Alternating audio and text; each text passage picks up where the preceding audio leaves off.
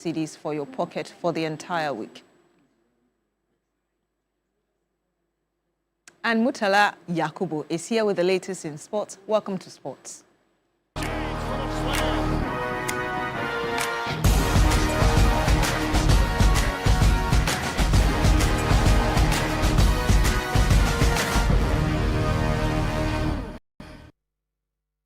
Yes, we've been talking about it all day, even from the beginning of the week, that the Black Stars are playing today, and we're all excited about it. Almost everybody is saying that the Stars should win. Of course, because we don't want Comoros to be party poopers on Sunday. We want to avoid that. We want to, go into that game on Sunday knowing that we've already sealed qualification, so we can relax, play the game, enjoy the atmosphere at the Accra Sports Stadium. We don't want any pressure.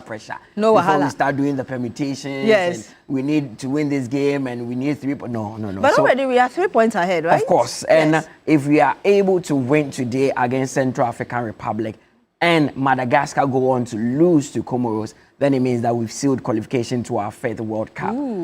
So we are hoping that it goes that way. But even with that, let's just focus on our game, beat Central African Republic, and see what happens on Sunday against Comoros. And we have to avenge that defeat against Comoros. The first World Cup qualifier we played in this series was against Comoros. They beat us by 1-0. So no matter what, we have to avenge that on Sunday. But don't forget that they will be watching you. Of course. They will be see your skills and how they for them, they will be playing at the same time. At the same time. Oh, that's lovely. Both games kick off at 4 p.m., so they'll be playing at the same time. And we are taking on Central African Republic in Morocco, not in Central African Republic. Yes. And they would also be playing Madagascar in that game. So two big games to look forward to. And ahead of this one, head coach of the Black Stars, Otuado, has spoken to 3 Sports, and he's talked about what the Stars need to do to ensure they win this one. Yeah, actually, I don't live too much in the past. We have to think about tomorrow. We have to win this game, and then we see. In a normal scenario, we still need to win the second game as well, or play a draw as well. So we have to take it game by game. We don't think too far. Surely I'm not thinking too much about myself. It's about the team, and we want to win this game tomorrow, and then we see. So we're in a comfortable position that we can look on ourselves, and we want to win this game. And I think if we win this game, we have a high probability to qualify for the World Cup. But this is just the first step, and maybe we have to do a second one in Accra.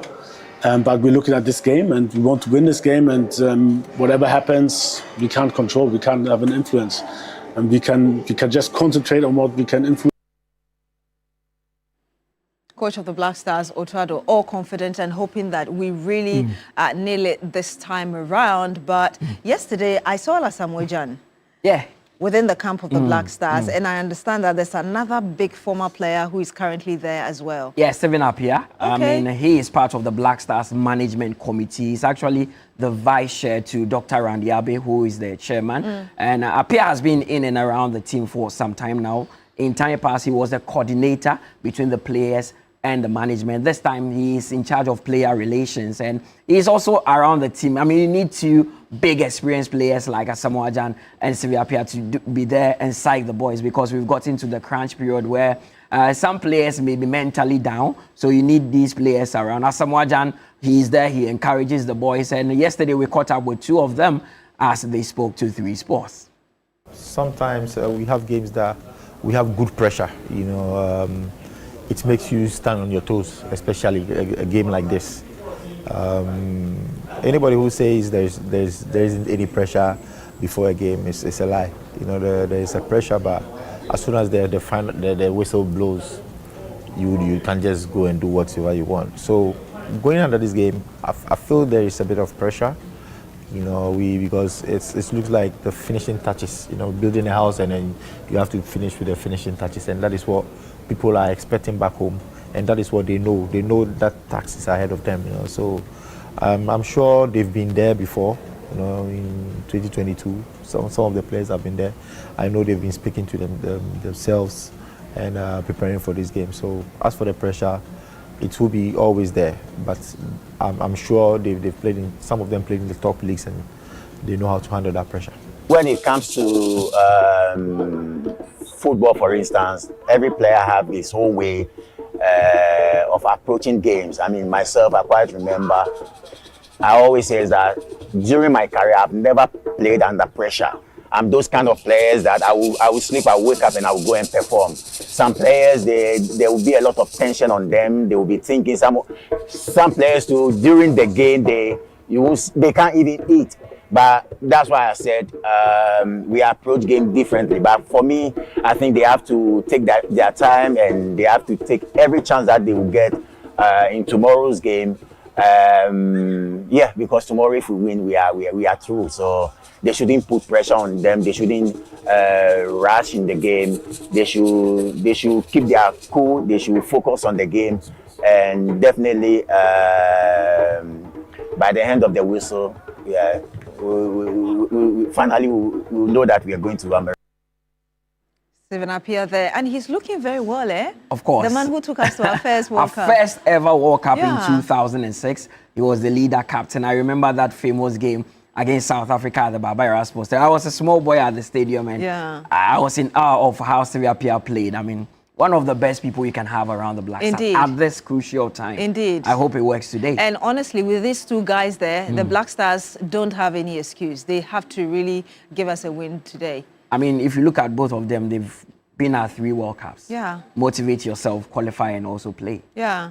Anyway, Kurt Okweku has Yeah, big received one. a very important, Big one. I mean, chairman of anti-racism committee is big. And we can add the icing on the cake today Yeah. because it's big news for us. Kurt Okweku, Yeah. the GFA president, has been appointed the chairperson of FIFA anti-racism committee. So he will lead 21 other members, and he will be serving for a 4-year term, which is huge for us. And they've been tasked to just prevent, investigate, and address issues of racism, because it's something that FIFA wants to eliminate On from the our global game. stage. On the global stage. So this is huge. And he's also the second vice president of the Confederation of African Football. That's solid. So Ghana has a huge representation out there. Not just Kurt, there's also Prosper Harrison-Ado, the general secretary of the Ghana He's a Football lawyer, Association. right? Yeah, he's a lawyer. Yeah. And he has also been appointed to FIFA's legal committee. So it means that Ghana would be represented, in the big decision-making at the highest level, that is FIFA. So it's good news for us, and we can top it all with a win today when the Black Stars defeat Central African Republic, because this is huge news for us. I should call Two of Harrison our to key congratulate players, him, really, yes. in our football, now at the FIFA level. This is incredible for Ghana football. Yeah, what else do we need to know? I mean, That- yes, Comoros is on Sunday, right? Yeah. But what else do we need to know? What you ahead need of to that? know is that at 4 p.m. we'll be bringing you commentary on 3FM and Onuya FM. It's Ghana against Comoros, a game that will win and qualify for the World Cup. The only Mutala Yakubu. Thank you very much for bringing us the latest in sport. Welcome. And remember that the Ghana Premier League is home right here on TV3 every week. TV3 gives you 3 live GPL matches, the biggest games, the fiercest rivalries, and the brightest stars brought straight to your screens with world-class coverage. But that's not all. We set the stage with our GPL preview show, giving you the inside scoop and expert analyses. And when the final whistle blows, we keep you covered with our highlights and review programs, so you never miss a goal, a save, or a talking point. For the fans who love to stay connected on the go, we have reels and updates on all our social media platforms.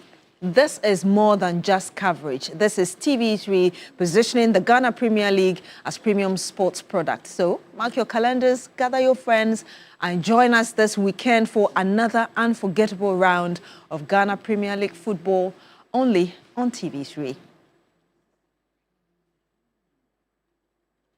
And you're still here on Newday on TV3. When we come back, we'll bring you some more. Do stick and stay.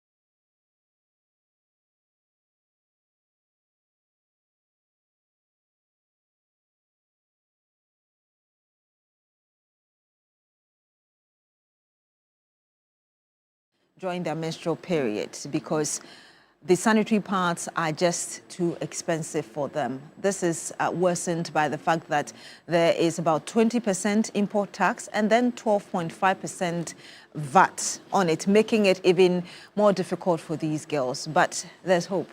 The Pure Pad project, a collaborative initiative between Landfills to Landmarks Foundation, Grace Presbyterian Church, Ekopon District, and Amour Europe, with support from GTP and Sate Recycling, was officially launched on the 5th of October 2025 at the Grace Presbyterian Church, Ekopon. Now, the project introduces reusable sanitary pads to support girls in deprived communities, combining faith-based leadership, circular economy innovation, and women's empowerment to tackle menstrual health challenges. And I just gave you a tip of the iceberg as regards really the challenges that girls, especially in deprived or rural communities, have to face. Well, we're going to have a conversation on this, and we're happy to have Jane Savage, who is UK Part Lead at More Europe. Good morning to you, ma'am. Thank you so much for joining us. Thank you so much for having us. And of course, we do have as well Madam Georgina Mensah, who is Head of Marketing Texels Ghana Limited, popularly known as GTP. Good morning as well. Good morning, and thank you for having us. Thank you for joining us. So let me start with you, Jane, just to really get your inspiration. First of all, the inspiration behind this project. So yeah, my inspiration is that all women and girls around the whole of the world should have easy access to safe, hygienic, reusable sanitary products. That isn't the case. 500 million women around the world don't have access to them. So around 3 years ago, a very inspirational lady, asked me and my husband what we thought about period poverty. And I'll be really honest and say I actually didn't know much about period poverty. So I started to do a bit of research. And I think the thing that most grabbed me was that girls are missing school because of period poverty. They're just not going. So between 3 and 5 days a month are missed. And if you think about how quickly and easily it will be for girls to fall behind if they're missing a week out of every 4, it's just not fair. Girls fall behind, then they drop out of school.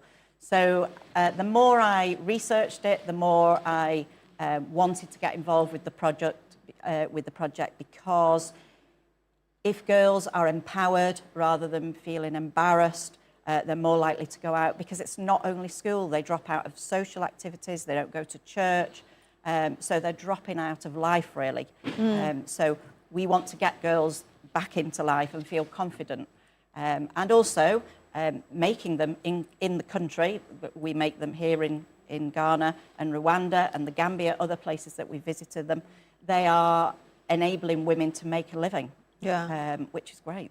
I mean, I was so shocked and sad at the same time when I saw the statistics. I know that girls have been having issues going to school, which is why the country's first female vice president, Professor Nana Jino-Pukwa, for instance, ahead of the 2024 general election, championed that free sanitary pad initiative. But for me to see the data myself, that 9 out of 10, that's about 90% of girls who are not going to school. And you just did mention that you've been to Gabon, right? And a few other African countries. This is your first time coming to Ghana. First time in Ghana. Just tell us, earlier we were having a conversation about the samples you brought. If you can really take us through briefly before I go to Madam Mensah on your experience, first of all, at Ekopon and what you've really got to give them. Yeah. Yes. So it was a great experience at Akropong. We absolutely loved it. The girls were so embracing of this. They wanted to know all the information about how to care for themselves while they're on the period, how to care for the pad pack that they were being given. So we went through all the hygiene, because that is as important. And we wanted them to know that they are loved and that they are cared for. So everything that's in the pad that we make is from recycled fabrics. The only part that we buy is the back layer of the pad, which is waterproof, which is really important, so they're not staining their uniforms in school.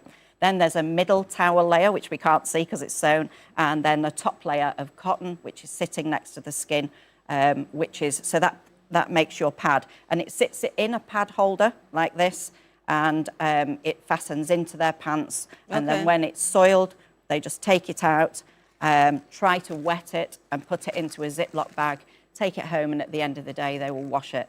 And each pad contains 2 holders like this and 7 pads to last them right through the day and enable them to change it every 2 to 3 hours. So if you can demonstrate it again for us, yes. for those who are going to, so that is the pad. So this and then is the back pad, is the waterproof material. Yes. You just slot it in there. It goes into the holder. Okay. And then it just press studs into their pants and just So sits. you've got some buttons on both sides of the wing? Yeah. Okay. Both sides that just press together like that, and that holds it in place so that they feel secure. And they don't stain themselves. But again, if you can tell us really how this partnership, as it were, between yourself, the Landfields to Landmarks, Grace Presbyterian Church, of course, and like I just said, your organization, how this is really helping this project, how it's helping it come out the way you expect in terms of impact for you. Well, it's a beautiful collaboration of Landfills to Landmarks and GBT and SAIT, who are providing the materials. Just as a real example, when we do this in Rwanda and in the Gambia, they have to buy the materials. Here, everything that you can see here is recycled, which is a wonderful collaboration and a real help to make this sustainable in the country. And that's where GTP comes in, Yes. because you're looking at reusable parts and the fact that you believe it's a game changer. We've just had Madam Jane there telling us the layers, the pad in between and all of that. Just tell us really how groundbreaking, I should put it, this really is for girls in deprived communities. Well, so the use of the reusable parts is a real game changer for us in Ghana because it offers numerous benefits. First of all, it's very cost effective. The reusable parts can be used multiple times. It can be used up to a year. And so it reduces the financial burden of disposable parts, thus making it a more sustainable option for managing menstrual health. It also helps to reduce waste. Through the production of our textiles, we generate a lot of waste. And so this helps to reduce waste by up to 90%. And the fabrics that we're going to provide for producing these parts are made from 100% cotton. So it's very breathable, it's very comfortable and gentle on the skin, so it doesn't cause any irritation. And then also, it also provides a sense of security for the women, especially during their menstrual health cycle. They have a lot of confidence to go out there and knowing that they're not going to soil themselves. Yes, so... And this is all for free? And this is all for free, yes. If you can tell us really how GTP and Safe Recycling really are contributing to the circular economy aspect of this whole initiative. Okay, so as a leading textile manufacturer in Ghana, we've witnessed firsthand the impact of our industry on the environment. So that is a major reason why we decided to partner this initiative. Because by partnering this initiative, we'll be contributing to the circular economy by minimizing waste, reducing greenhouse gas emissions, and promoting sustainable growth through the supply of our pre-consumer textile waste for the production of the reusable sanitary pads. Currently, for the pilot phase, we have provided 40 tons of our pre-consumer textile offcuts to be used for the production of the pads. And you can see that by so doing, we are also helping to create jobs. 50 women have been engaged in the Ikropong community to produce the pads, 50 seamstresses. So we are actually tackling 3 issues here. We are reducing waste, we are also giving employment, and we are also bridging the issue of pure poverty. And moving forward. Which is a big issue for school girls in Ghana. Indeed, actually. your final words in terms of the way forward and how sustainable this is. Well, Joyce Bauer came to the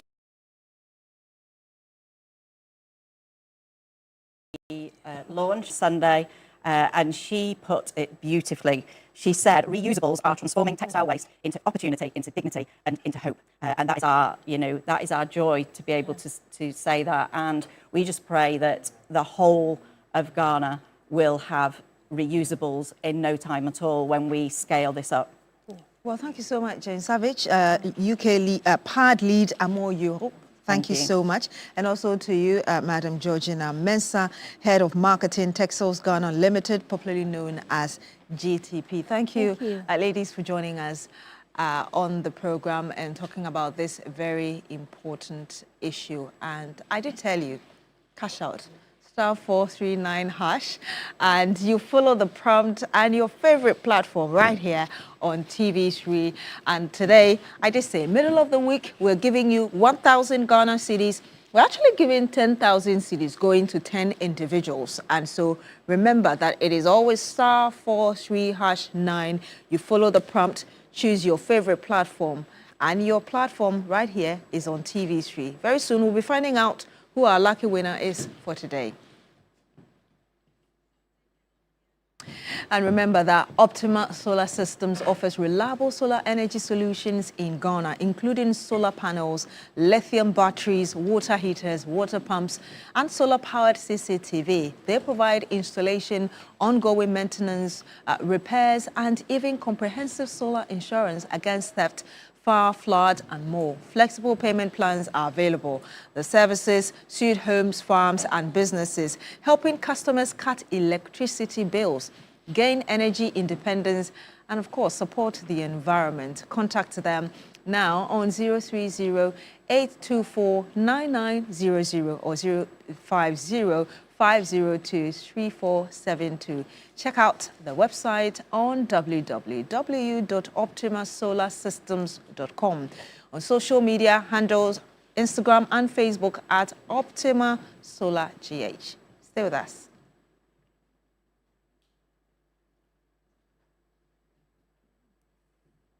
Oh God, I owe my love.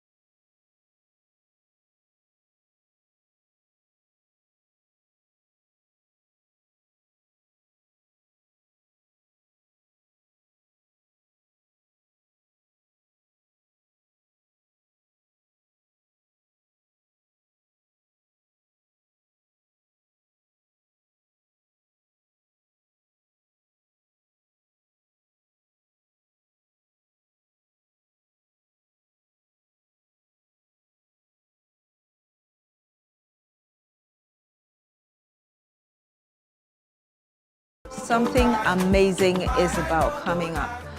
That is the true life experience. If you don't know about it, don't worry. We are going to talk about it for you. And we're joined in the studio by Ms. Dedo Kofi, who is founder and convener, True Life Campus Conference and True Life Experience.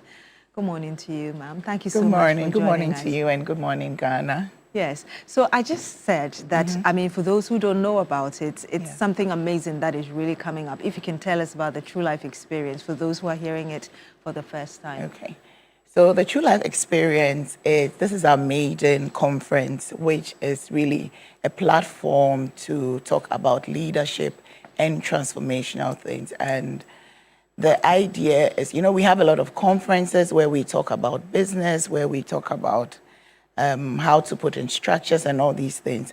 But there's also an aspect we don't talk too much about, which has got to do with inspiring people to actually work on themselves, their inner selves, And so that's what True Life actually focuses on, building leaders who will be transformational. And this goes for you as an individual, as an organization, and even as a country. And So, I mean, I love the idea of leadership. The UN's former Secretary General Kofi Annan, who was a Ghanaian, once said that the world is not lacking knowledge, it is lacking leaders. And so if you can tell us more really about the inspiration behind this. okay, so the inspiration behind True Life, it really starts for myself. Because growing up, I think one of the things that helped me, shaped my mind or shaped me is the very petty conversations that I had with people who were intentional about speaking into my life in terms of knowing that you can do so much more. And if you don't hear these things, you don't actually sometimes get to think that, oh, I can. And so with that at the back of my mind, I decided that I wanted to give back in a certain way. And so I started True Life. So True Life is a platform where we inspire people, motivate them, and empower them. And so we were doing campus conferences. And I know that in the mainstream, people also need that kind of inspiration. And so, like, I always talk about my teacher, Mrs. Damili, who was always speaking about the fact that you can be so much more. Don't think of where you're coming from. And those things were very inspiring. We have our own Dr. Mensa Otabil, who is big on mindset. And so those things really shaped my mind. And I believe that if we would have more of these conversations, our workplaces will not suffer like the way we do. Because when you understand why you should do certain things, you don't need to sit and wait for people to tell you. Like they say, hurt people, right? Yes. Yes. So if you have but I love the theme for this maiden edition, the power of the mind. Yeah. And that's something that you've already started talking about. But if you can emphasize more on it for us. Right, okay. So for me, I actually believe that, and especially because this is our first conference, the mind is like an engine.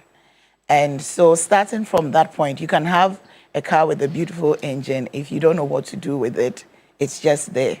If you start the engine, then you can move the car. But even for you to move the car, you need to press the accelerator, or you need to move the gears, or you need to do something to make that work. So the power of the mind, because it all starts in our mind, the way we think about things.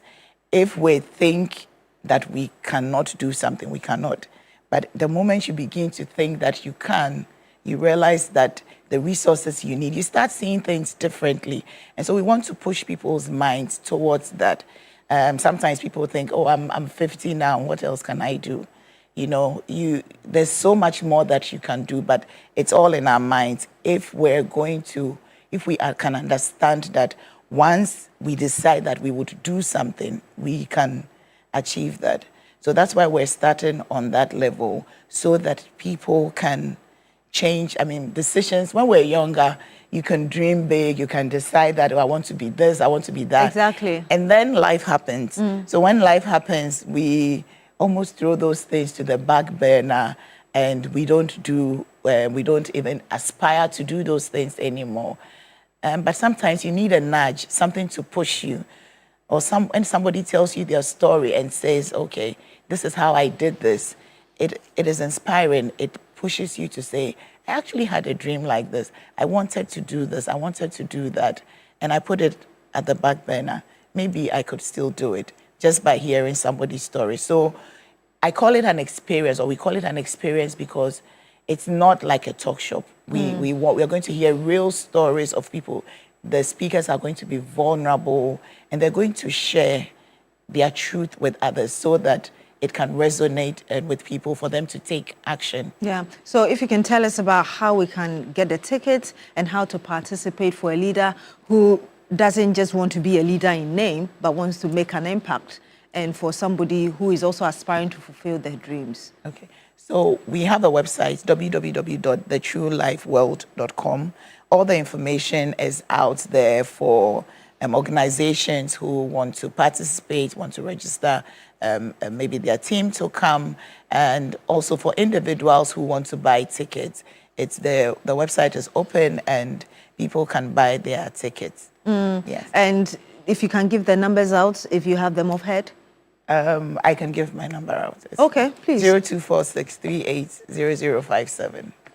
So people can call that number if they have to. But the website has all the information. True Life. If you even Google True Life World, it would come up. So. And perhaps my final word, my final question to you, if you can tell us how relevant this conversation is at this moment. It's very, very relevant. I mean, not to one we're aligning with like the United Nations SDG goals. I can't even remember. Let me see. A couple of them. And then also what is also important is the current government Aspire 24, which talks about mindset shifts. I think those are very important. And I'm glad that they recognize the fact that as much as we want change, it also starts, that change starts in the mind. When we can change the mindsets of people, we can actually see real change. If this is the last question, I just want to say one thing that, you know, we can only stretch as far as we push ourselves. And it goes the same way for companies, for a nation. And so if we can begin to stretch ourselves to think more, to think bigger, to think deeper, if we don't spend that time to do that work, then we would remain where we are, if you get what I mean. So these things are very, very important. And they are the things that will move us to the level that we want to. Not to say that it just happens when you think. It happens when you take action. So those are some of the conversations we'll be having at the conference so that you can move from just thinking to actually creating and seeing the things that you want. Well, thank you so much, Madam Dido Kofi, for joining us. Thank you for having me. And she is with True Life Experience. And you heard her there. You want to log on to that website and get all the information you need so you can participate fully and benefit from what the experience has for you. But remember that we've been telling you, even in our news programming, that the Ghana Health Service is starting the HPV vaccination. This is happening across the country. And so we're going to be crossing over to some of our correspondents now who are monitoring how the exercise is going. And if we have Castro on the line with us, and Castro, if you can hear me, Faisal, okay, from the Volta region, if you can tell us what's happening where you are. Yeah, Beatrice, the Volta region has a very alarming situation as far as cervical cancer is concerned. Last week, when the Ghana Health Service briefed us, they told us that for the first half of this year alone, we have recorded 54 cases already. Between 2016 and now, some 500 cases have been recorded. Now, as far as the vaccination is concerned, the Ghana Health Service had already undertook several engagements to get people informed and ready for the commencement today. Some 115,000 plus people are targeted here in the region. And as I speak to you, the exercise has commenced. I'm currently in the Ketu South municipality where I am told by the Health Directorate that they received the logistics yesterday and they have already commenced. For the Ketu South municipality, they are targeting some 17,998 people, both in school and out of school. I am in one of the schools now and have learned that some 54 learners have already been vaccinated. The only complaint we are getting is that the teachers are telling us, some of the pupils are telling them that their parents have directed that they do not take part in the vaccination.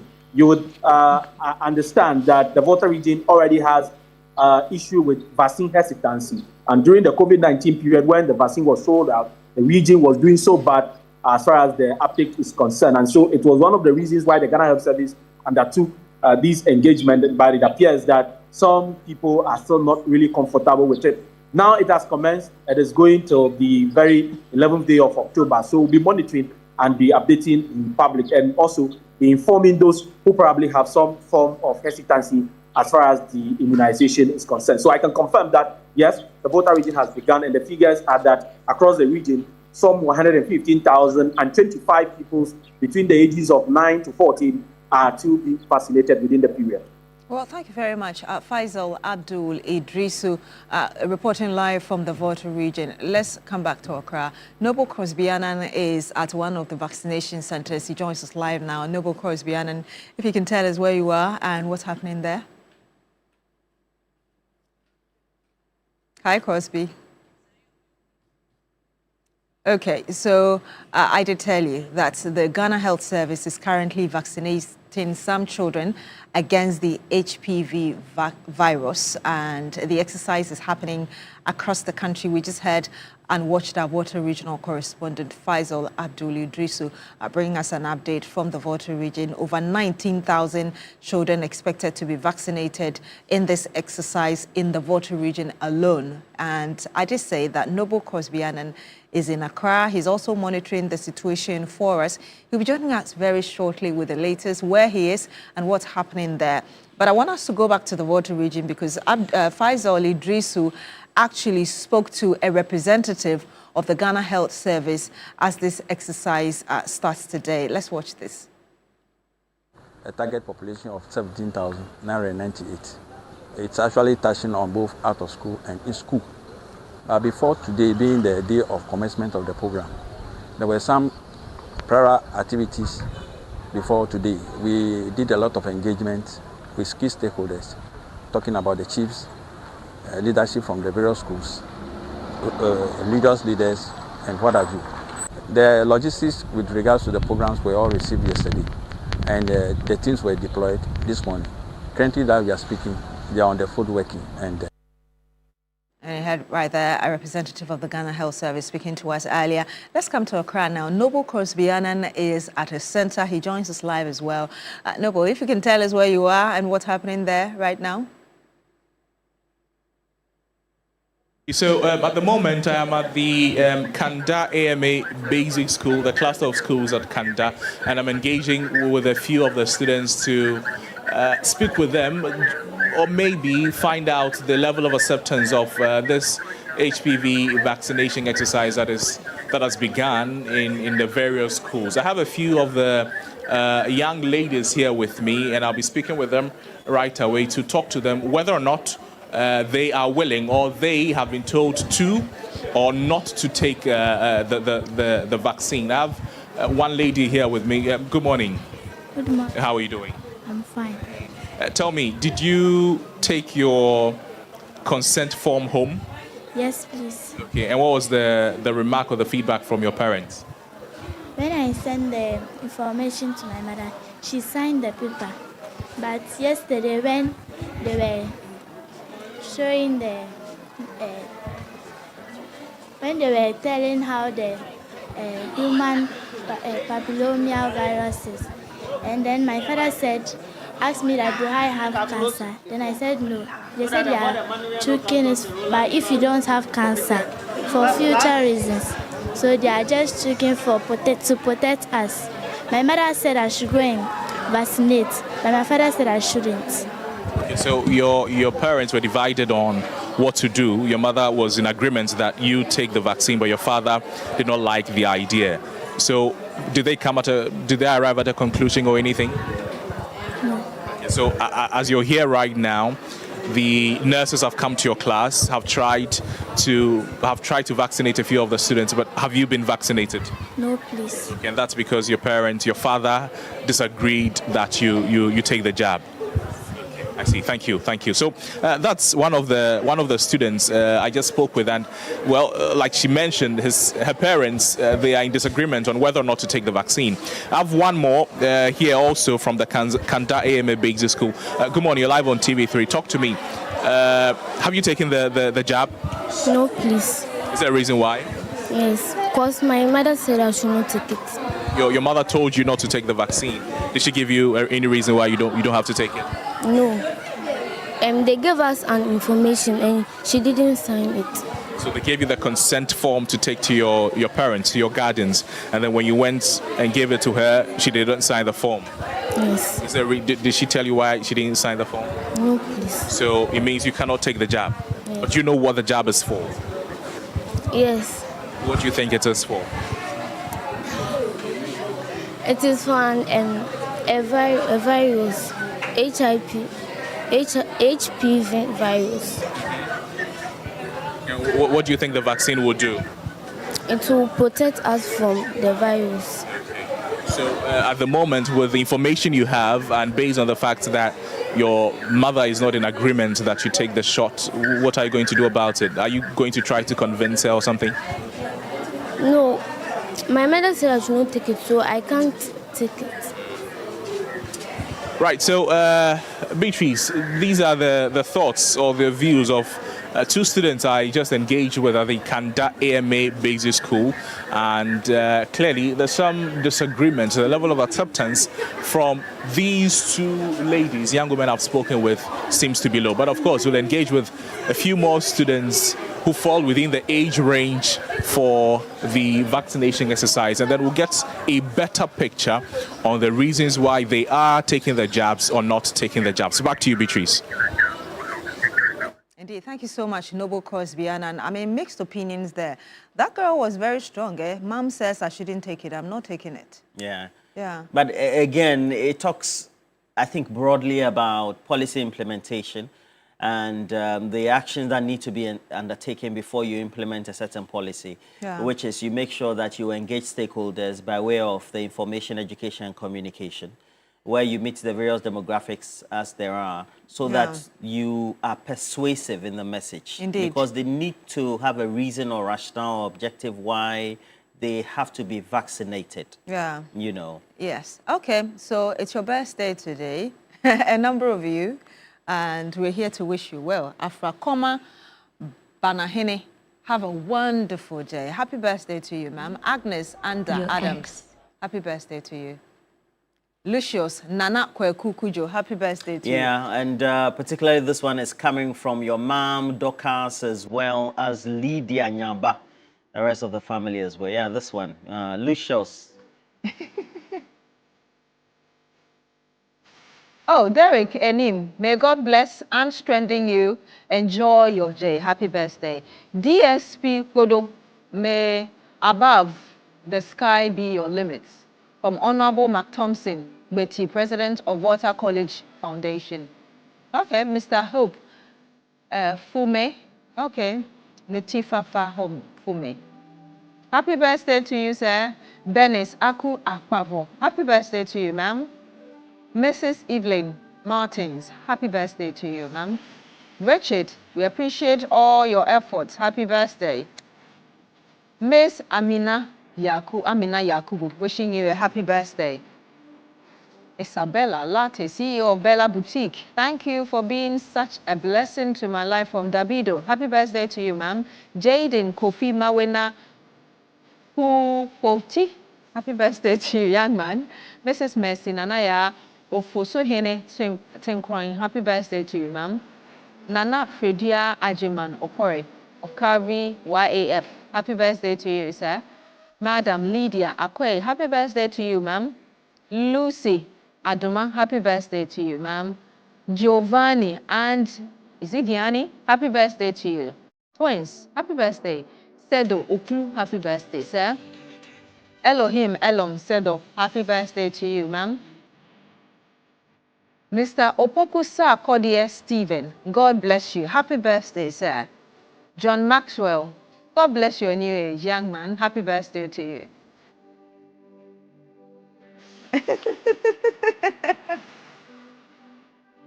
Well, so that'll be for now. Make sure you join us tomorrow. We'll have some great time right here on the show, but we'll have regular programming right here on TV3 Newday, so you have to stick and stay. Indeed. As we always say every day. Yes. Thank you so much for joining us. Yes. Beatrice. Yes.